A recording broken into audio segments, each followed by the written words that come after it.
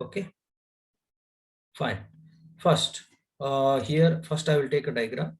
Then I will try to explain one by one the contents. Okay, if you take any embedded system, it will have these as a basic elements. See, here is a system core. System core. It is made up of microprocessor or a microcontroller. Okay, different technologies it might include along with the processor and technology. Controller. DSP, digital signal processor. SoC, system on chip. Okay, so then ASIC, application specific integrated circuit. Then comes FPGA, field programmable gate array. So using any of the techniques or using multiple techniques among this, a microprocessor is developed, and it is a very important part of an embedded system. Okay, it is also called as CPU. So you have studied one CPU is ARM controller you have studied. Maybe a mobile which is developed using ARM. So nowadays what we can see is Qualcomm company Snapdragon family processors. Those are most of the mobile are using that. Qualcomm is a company, Snapdragon is a family. Okay, so in our mobile we have a memory, inbuilt memory, and we can extend memory also using a data card or a memory card. So generally 64 MB and one more category, sorry, 64 GB or more than that. Okay. Also we say 8 GB RAM in our mobile, 6 GB RAM in our mobile, like that. So two categories, RAM and ROM. Okay, fine. So what are the types of input output we have in our mobile? So inputs, let me say, first input is touch screen. Okay, second input is audio input through which we are speaking. Okay, so through the touch screen, what all we can do? We can give text when we are typing a message. We can give numbers as an input when we want to call my friend. Okay, so we can give some drawing when it is a related software. So that means input ports. Okay, so what are the outputs? The same touch screen acts as an output. Okay, sound speaker is a one more type of output. So then comes ports. Okay, so you can see through earphone we can give the input, we can get the output, so like that. So these are the ports. Now if I give input through touch screen, how it reaches, see how it reaches the core of the embedded system. After reaching, it will give the result how I can see the output on my screen. So these all are used by communication interface. Hope it is clear. Broader picture of embedded system. There is a middle core. Through input we will give the data, it will process, it may store, and it will give the output on the output side. So during this some communication will work. Okay, hope. Right. So what the core of an embedded system consists of? First thing, processors. Here, core of the embedded system. So what we are studying, this part. Okay, see here. Second part is what? Here you can see memory. So where is the memory present? So second heading it will be this. Third heading, here you can see sensors and actuators. You can see here sensors and actuators, this part. Okay, next coming is what? Communication interface. Where is that communication interface? Here you can see now communication interface. So next one, sorry, here it is. Here embedded firmware, you can see the diagram, embedded firmware, which is outside the system. Okay, so then what we are studying, other system components which are not visible. You can see here as a general statement. See, every part is one subheading in this chapter. I repeat. So core of an embedded system, memory, then input output, then sensors and actuators, then communication interface, then embedded firmware, and last one is other components. Like that, every concept or every subsection in this diagram is the concept what we are studying in our complete unit, or sorry, complete chapter. So let's start this center one. What is that? System core. So what it is called as core of the embedded system.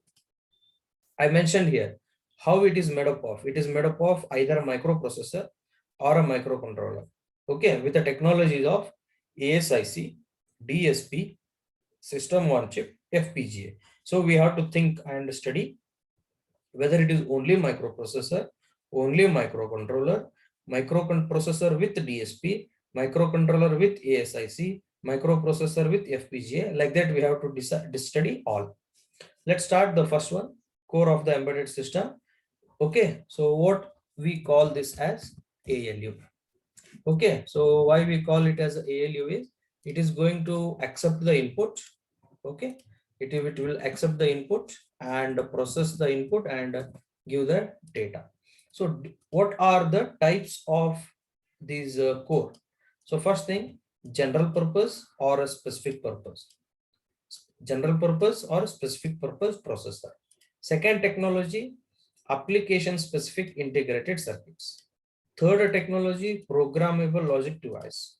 Fourth technology, commercial off the shelf components. So it is called as COTS. Okay. So if you get a question, explain core of the embedded system, you should able to explain all these four main headings and three subheadings of a first point in detail, looking into the marks. My expectation, this will be for 8 to 10 marks, this question what we are discussing, 8 to 10 marks. Okay, so let's start. So how the general purpose and domain specific processors are made up of. So even though we call a general purpose or a domain specific, if it is a general purpose, it will be made up of microprocessor. If it is a domain specific, it will be made up of microcontroller. Let's study what you mean by microprocessor types. So it is a CPU because it accepts input, processes, and gives us the data. So performs arithmetic and logic unit works. So what type of instructions it will work? Arithmetic, that means plus, minus, star division. Logical instructions means and, or, XOR, not, comparison. Okay, those all instructions also it will do. Along with the microprocessor doing this, it is as a CPU and arithmetic logic instruction, it also has control unit. So control unit means, hope you remember a very important word called program counter. So what is the definition of program counter? It will points to next executable instruction. Next executable instruction. If program counter is not there, we cannot have a control over program execution. So generally what happens, one instruction after next is a procedure. So when the control should take care is when main program calls any UDF or subroutine, directly control will jump from main to subroutine. Once a subroutine is completed, control should come back to main. So this all jumping from and to the main is done by program counter. That program counter controls the flow of execution of the program. So now we have seen registers. Every processor or a controller, that means microprocessor or a microcontroller, has its own registers. So what is the definition of registers? It is the smallest unit of memory storage elements, so which are very close to the processor or ALU. So they will hold the data for a small time and a small quantity. Immediately they will give the data for ALU, and ALU give the result will be given back to registers. So now what is another part of the processor is cache. Cache is little more in capacity than registers. Still, it is also on the processor itself. Okay, so whenever registers are insufficient to store the data, then we use a cache. But directly cache cannot transmit data to ALU. Cache should send data to registers. Registers can only give the data to ALU. ALU once performs the operation, it will give the results. That result cannot be directly given to cache. The result should be given first to the registers. Register will store the answer in the particular cache. So more about all these registers and cache. Registers you have used in the module 1 and 2. Cache you have studied in your CO subject. Okay, so then what are the other activities of microprocessor? Is it only the work of calculation? and controlling the execution? No. Microprocessor should interact with the memory devices. It should process all type of data. It should give the output. See this. Why it is here I have forgot one more word. Let me add that. Collect input. So what type of data it has to collect? Sorry, what type of devices it has to use for collecting the data? See, what we call as input devices. Generally, we call it as keyboard or touch screen. Okay, so through input devices, it has to collect the data. Okay, so now if a user is not interested to give the data right now because data is present already in some memory part, so then what processor has to do? It has to interact with the memory device, okay, and get the data. Okay, so now the question, what are the types of memory devices? RAM, ROM, hard disk, cloud, etc. So these all are called as memory. From these memories, processor should collect the data. Okay, so for what is the purpose of collecting a data? To process that data. Okay, what are the data types it can process? Not only int, character, float, also text, image, video, signals, etc. These are the data types. Different data processor should collect from either input device or from memory. Once it processes the data, what happens? Once it processes the data, we call it as output or a result. So where we should show the output? So output can be shown on output devices like again the screen, okay, again the screen or monitor or printers, etc. Okay, these all are output devices. Now the question, what type of data the process can give us? Number type of output, statement type of output, graphical output, image output, video output, audio output. So these all types data can process or processor can give the output in these formats. Not only like numbers 2 plus 3 as a 5, hello welcome to embedded system. Sometimes we'll get output in graph, image, video, etc. So finally, what the processor will do? Collect data either from input or from memory, process and give the output. When you give the output, if you want output one time, show it. If you want to store the output, again interact with the memory and store the output. Okay, so now what is a mode of evolution of processor, microprocessor? In 1971 till today, okay, so we have continuously evolution of the microprocessor. 1971, the company called Intel, which are very familiar in the manufacturing of a processor, they developed a first microprocessor whose name is 4004, 4 bits processor. It can accept only 4-bit instruction and give the data. So from there, evolution took place. In 1972, they developed 4040. In 1974, they developed 8080. Like go on. Today, we end up in the family of i3, i5, i7, i10, etc. So tomorrow, they may come up with a new idea and new family of the processor. Whichever processor is there, that. Okay, now if we go to purchase a laptop or a computer, we cannot we cannot decide which particular processor we wanted to use, because unless we have a thorough knowledge what is the difference between i5, i7, i1 or Pentium, okay, so we cannot decide it. We can decide only by when my friend has took i5 processor computer, so I also want to take my i5, like that I may go. But we once we have a thorough knowledge about what each processor will do, then we can define or we can decide. Generally what happens, the new computer manufacturer, they will come with a recent processor launched by a company. Okay, today if you try to go and purchase 8080 processor laptop, it is not available in the market because that's old.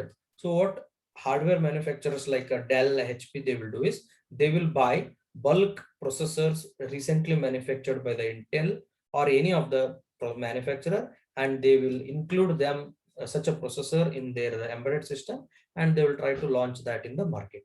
Okay, so now microprocessor has following sub features. Okay, some of the microprocessor supports Harvard architecture, some of the microprocessor supports von Neumann architecture.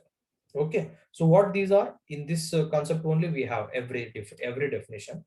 Hope you also studied once in your previous class. Still, it is important to recall once. So some of the processor supports RISC, some of the processors will support CISC type of instructions. Okay, now what do you mean by general purpose and domain specific means here? General purpose means where we can use that in any way. Like I have a desktop computer, I can use it in my home, I can use it in Photoshop, I can use it in my some of the centers like Xerox center, some ration center, etc. Anywhere we can use. Whereas a domain specific means these are specifically designed for based upon the application. So that means take example of AC. Okay, it's a domain specific means its work is very restricted. So I cannot use AC for taking a printout, AC for cooking something. So AC purpose is to very specific. Like that, some products are based upon specific purposes. Okay. So now here is a second concept. In the general purpose and domain, microcontroller is a second. Microcontrollers is a second point. That's a 1B. Okay, so now let's go for some features of a microcontroller. It is also CPU. It is also called CPU. Here I have mentioned it is a CPU, same, it is a CPU. Scratch pad RAM means every time it will get reloaded, means RAM will be cleared every time, even though it is same in the previous, that's a microprocessor. Still here every time RAM should be cleared. Okay, so it is not particularly like I mean microprocessor are used for general purpose, whereas the microcontrollers are used for specific purpose. Okay, their purpose is for only special cases, and they have resistors which have, I mean, which are used for special purpose as well as general purpose. So ARM you have used. Okay, so in that R0 to R12 are general purpose, R13 is specific purpose for stack, R14 LR, R15 PC. So like that, some resistors are special purpose, some resistors are general purpose. In 1974, first Texas has manufactured it's a microcontroller. Okay, so later on, its family has developed or designed. Most popular is Intel 8051 microcontroller. That's the most popular in the microcontroller family. So microcontroller has high performance. Why? We have a table in the next section. Okay, right? So suitable, where it is suitable? It is suitable in industrial segments where there is a same work 100 times, 1000 times, 1 lakh time, 2 lakh time, like that. Same work, repeated execution. In such an environment, we have to use microcontroller. Okay, limited work environment, as I mentioned, same work. Okay, so again and again we are doing health monitoring. See, what happens in today's environment or today's situation, every person oxygen is measured, same work, but patient is different. Okay, so there, as work remains same, we can use microcontroller. Okay, examples of microcontroller is kids toys, remote controller cars, or remote controller vehicles, which are using in our home applications.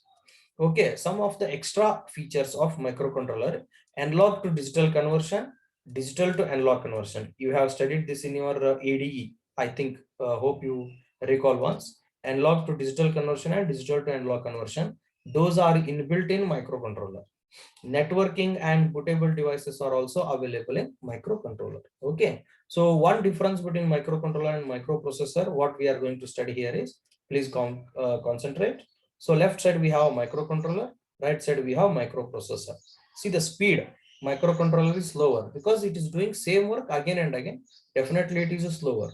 Since it is microprocessor is general, sometimes it is fast, most of the time it will be slow compared to that, because most of the time it will do keep on doing new works. If it is a new work, definitely it will take more time. Okay, so what about CPU? CPU of a microcontroller will do same work again and again, CPU of a microprocessor will do all works and different work. No same work. There is no rule that same work it has to do. It can do any of a different works also. So Boolean functions are supported in microcontroller, does not supported in microprocessor because it will do arithmetic and logical only. But one extra function microcontroller will do is Boolean. So CPU registers, they need more time to access. Whereas in a microcontroller, they are faster in access because they are reserved for special, they are reserved for general purpose. There is a reservation. This register, only this work has to do. So it will be faster in a microcontroller, but there is no restriction for registers of a microprocessor. Any register can be used for any of the work. So little extra time it will take. So microcontroller used in real-time applications.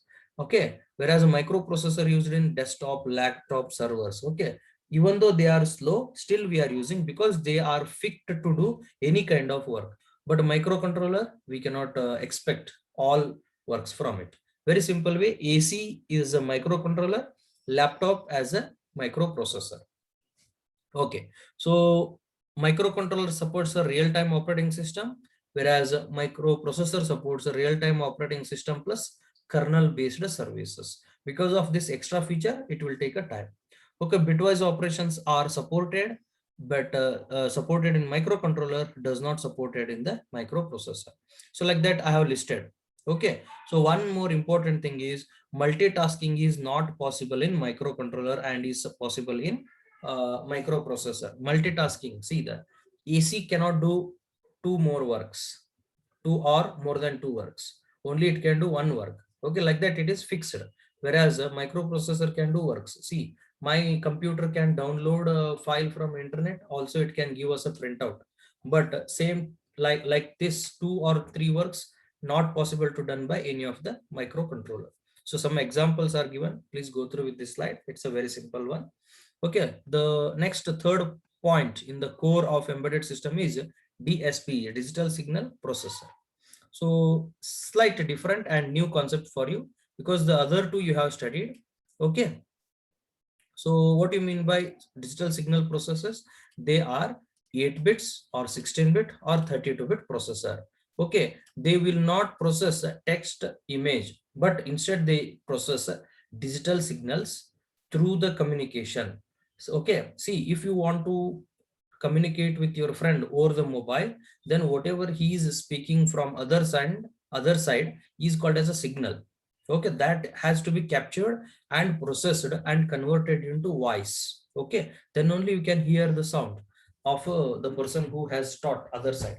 Okay, for such a works we are not using the common microcontroller and a microprocessor. Instead we are using special equipments called digital signal processor, who will execute, or sorry, who will process only digital signals. Okay, they are specifically for, and also the DSP equipments will take a less power. You can see DSP are present in our mobile, and mobile will run less current than our laptop. Okay, so I think this is 2 times or 3 times faster than the either microprocessor. They are faster than microprocessor or microcontroller. I repeat here, microprocessor or microcontroller. That much faster they are. Okay, so now they execute algorithm. Okay, please, important thing.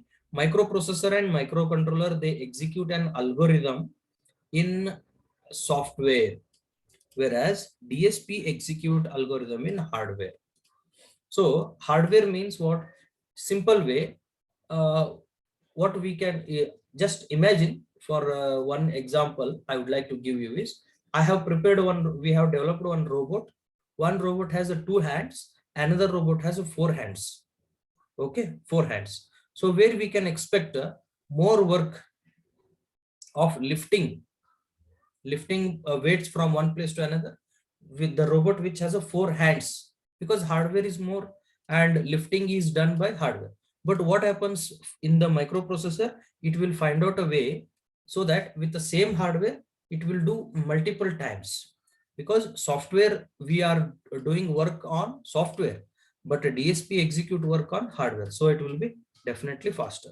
So what are the key units or subcomponents of a DSP? There are 4 subsections: program memory, data memory, computational engine, input output. Okay. So what do you mean by program memory? In which area we store only code or instructions. Okay. I hope you remember these words, which area, VBH, comma, code, comma, read only. Okay. This will hold only what? See, this line is a code. Here you can see it holds only code. That is what? Program. So somewhere in the bottom of our program, we have typed, if you remember this much, area, data, data 2, comma, data, comma, read write. So what do you mean by this area? It is a data area. See, this is what a data area. Separate code area and separate data area. Okay. So computational engine, where calculations will take place. IO unit for user interactions, data collection, as well as result display. Just let me add results display. Okay, see now these are the 4 subsections of a DSP. So now you can ask a question: what is the difference between a microprocessor and a DSP? Nothing changed. Okay, everything is same, but here whatever is a data and values, I told you, here it will be a signal. It is not values. Sorry, it is not something like a number. Instead, it will be a signal. And also, what will be the result? Result will be in terms of voice or video. Hope you understood. Okay, so that's what idea. Okay, coming for the next. What are the types of processors we have or controllers? RISC and CISC. Complex instruction set computer, reduced instruction set computer. Hope you know all the concepts. Let's go for a repetition as it is given in the present syllabus. CISC concentrates on hardware, RISC concentrates on software. RISC concentrates on software. CISC uses multiple instructions of different size, whereas RISC uses same set with a different format. Same set with different formats. CISC has less resistors, whereas RISC has more resistors. Okay, here addressing modes are lesser in RISC, whereas complex means more addressing modes are there. But that's why it is complex. Okay, so extensive, highly usage of microprogramming. And here, I hope you remember the first chapter, first diagram in our ARM textbook, where I have shown you and proved complexity is more in compilers of a RISC, because ARM subject is RISC category, what we have studied there. Okay, instructions will take one cycle one time. Instructions will take one cycle one time. Instruction will take a varying time of a cycle. So it is not fixed. One instruction, one unit of a time. Okay, CISC pipelining is different. RISC pipelining is easy. That's why in our second module of the subject, or first module at the end, we have done pipelining explanation. Okay, so that is the difference between CISC and RISC. Okay, so now we will go for one more part. That's the difference between Harvard architecture and von Neumann architecture. Okay, Harvard architecture and von Neumann architecture. Even this also you have studied in first module, last part. 2 diagrams are there, were there. So please recall them. Anyway, take this knowledge and try to apply into that part. So Harvard architecture features are separate bus for data and instruction, whereas it is common in the von Neumann. Okay, easier for pipelining, difficult in the pipelining of von Neumann architecture. Since pipelining is easier, performance will be more. Here pipelining is difficult, so hence it will be of performance lower. Since it is a high pipelining, high performance, definitely cost will be more, whereas Harvard, von Neumann, less pipelining effect, so performance is less, definitely cost will be lesser. Okay, no memory alignment. This is what you have to study next. I will keep it for your and for preparation. big endian and small endian concept. Okay, I hope you remember this endian concepts. Okay, so now what happens? No memory alignment problem. So whatever is a given, that method is followed. But here, one human architecture allows self-modifying alignment. Suddenly it can take change itself to one human. Suddenly it can change itself to Harvard architecture. So that modification is allowed in one human architecture. Whereas that possibility is not, or that option is not available in Harvard architecture. It's a fixed one. Big endian Harvard means it keeps as big endian memory alignment. Little endian or a small endian Harvard architecture means complete work is with respect to little endian. So what those are, again we will see in the next slides. Okay. So next, last point with respect to Harvard and von Neumann, since data and instructions are traveled through separate bus, definitely they are stored separately. Hence, accidental corruption definitely will not occur. But there is a common bus for data and instruction. Possibility of data corruption is there. Okay. So then next concept is difference between big endian and little endian. So here you see, I will finish it little fast because once already I have discussed this. Okay. See, this is a number 0, 1, 2, 3, 4, 5, 6, 7. There are locations 100, 101, 102, 103. So identify the location which is small by number, highest by number. Small number location is 100, highest location number is 103. So now you take here towards your right. Towards your right is MSB, sorry, LSB. Towards your left is MSB. So lower address MSB. I repeat, lower address. Why I'm telling lower address is between 100 and 103. 100 is a smaller, so lower address MSB. Okay. Higher address LSB. It's a big endian. Lower address LSB. Higher address MSB is a little endian. Okay. I have discussed it once already, so I'm moving it little fast. Okay, that finishes our 1.1. Here you can see, sorry, this point. We have finished 1, A, B, C. Now I am going for 2, 3, 4. I will try to finish these 3 today only. Okay, now application specific integrated circuits. First of all, developers will not announce the technical details, so we will not get much detail about this in open market. Okay, so still we'll try to identify 1 or 2, 3 features. Those are microchip design. They are in size of micro dimensions. They are chip designed.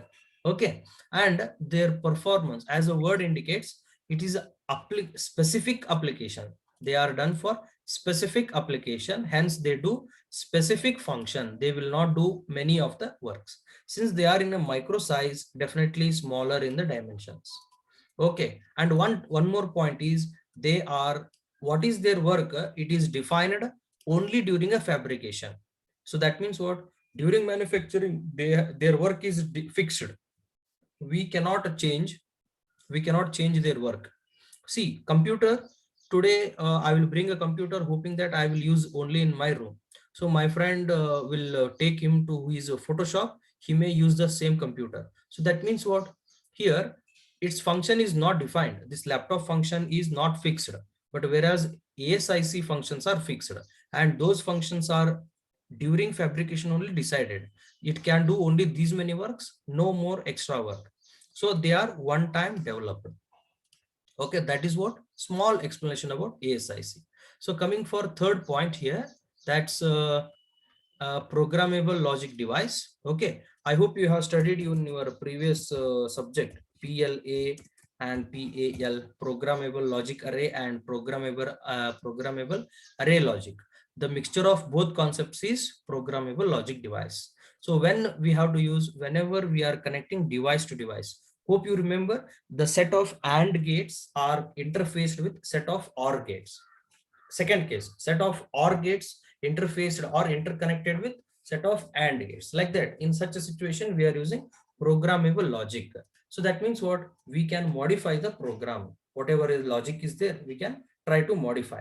Okay, sometimes it is not possible to modify also. So old programmable logic devices were not possible to program, but nowadays some products or some programmable logic devices providing that facility of modification. Okay, so they are doing some very specific work, like only for communication or only for signal processing or related to display. That means what? If I bring one programmable logic display, so they will do only one work. I think hope you remember a digital board on the transportation bus, like a BRTS bus. From one side to another text side, a text will move. Okay, that is called logic device, and that is we are using for display. So like that, some part of the component are joined together, and we can see some big output. Okay, so generally these PLDs are used as a simulation tools or development of a circuits. Okay, so whenever we wanted to trial some circuits, then we will use simulations. Okay, they are used as a simulation tools. So advantage is what? For developer, they provide flexibility. For developer, they provide flexibility. But condition is what? Their work is already understood. We have to understand the work, then only we can do the work. But they are not flexible for user. Please remember, for developer, it is flexible. With respect to ASIC, it is a flexible, but it is not flexible with respect to today's web concepts on etc. Okay, we can produce these PLD in a short time. We can produce them in a short time, so less costlier. Okay, so finally, so the last one is last one of this concept is here. Let me show you what I am discussing. So this one, commercial off the shelf. Okay, so how the commercial off the shelf will work is this one. Okay, so the important word is, please remember, as it is. As it is. See, you will bring up one kid's remote car. Okay, so can you modify that car? That is not possible. So what kid has to do? It has to use however it is available. So if it is if we try to modify, it will never supports. Okay, so such a devices are called as commercial off the shelf. So that is what example. So these are one let me tell you one disadvantage. When a manufacturer cancels manufacturing of a cot, what is called as commercial off the shelf, from the market, it will not be available. So we cannot replace the part which is not working in a kid's remote car. Okay, I hope you understood now which type the cots are. Generally, we won't prefer such a type of products in the market, because once they got a repair, we cannot replace them. Okay, that is not possible. So we have to we should stay away from such devices. Okay, so they operate in 2 to 2000 gigahertz frequency, and they are readily available in the market. Choose the best one and use in the integration. Okay, so that finishes our